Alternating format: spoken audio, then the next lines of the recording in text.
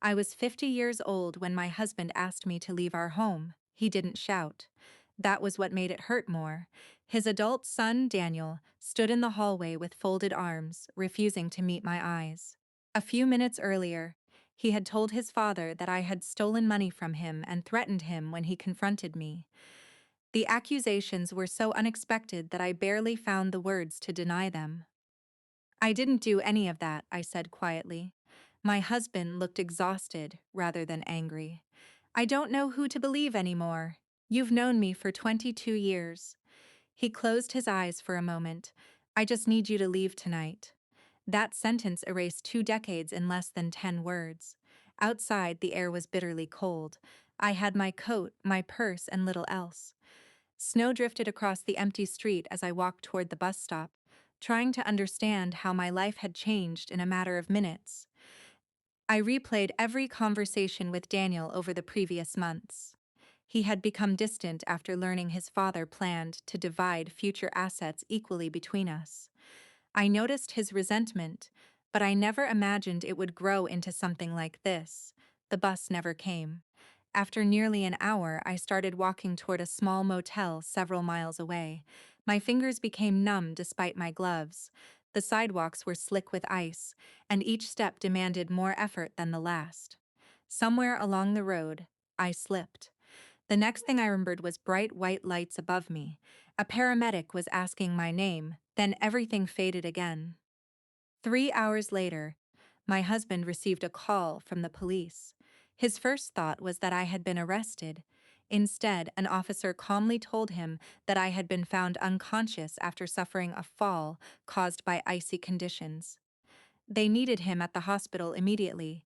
The officer also asked him to bring Daniel. That request unsettled him. During my treatment, hospital staff had documented bruising that clearly predated my fall. Routine questioning led investigators to ask how those injuries happened. I quietly explained several recent confrontations with Daniel, including one that had occurred earlier that evening before my husband arrived home. Police reviewed nearby security cameras from neighboring houses and obtained footage from a doorbell camera across the street. The recordings showed something my husband had never seen. Daniel had cornered me outside before going back into the house.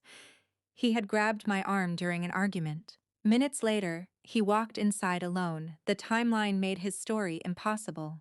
Investigators also discovered messages on Daniel's phone, discussing his plan to convince his father that I couldn't be trusted. The accusation had been deliberate. My husband arrived at the hospital pale and silent. A police officer met him outside my room and explained what they had uncovered. He listened without interrupting. Each sentence stripped away another piece of certainty. Finally, the officer opened the door. My husband stepped inside. He looked at me lying in the hospital bed, an IV in my arm and bruises darkening my skin. His face lost all color. "No," he whispered, his voice broke. "This can't be happening." For a long moment, neither of us spoke. The silence carried everything words could not. He finally admitted, barely above a whisper, "I believed him." I nodded once. "I know." There was no anger left in me, only exhaustion.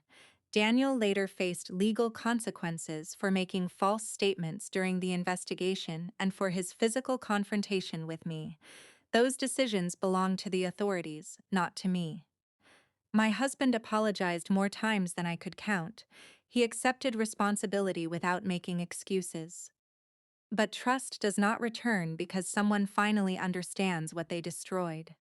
When I was discharged from the hospital, I chose to stay with my sister instead of returning home.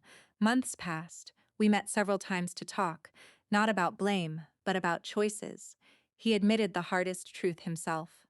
"The moment I asked you to leave, I stopped being your safe place. There was nothing I could say to change that. Some losses are not measured by court decisions or police reports.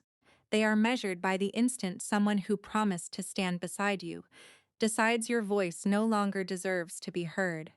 I eventually built a quieter life of my own, not because I wanted revenge, not because I wanted him to suffer, but because peace sometimes begins the day You stop trying to return to the place where trust was left out in the cold.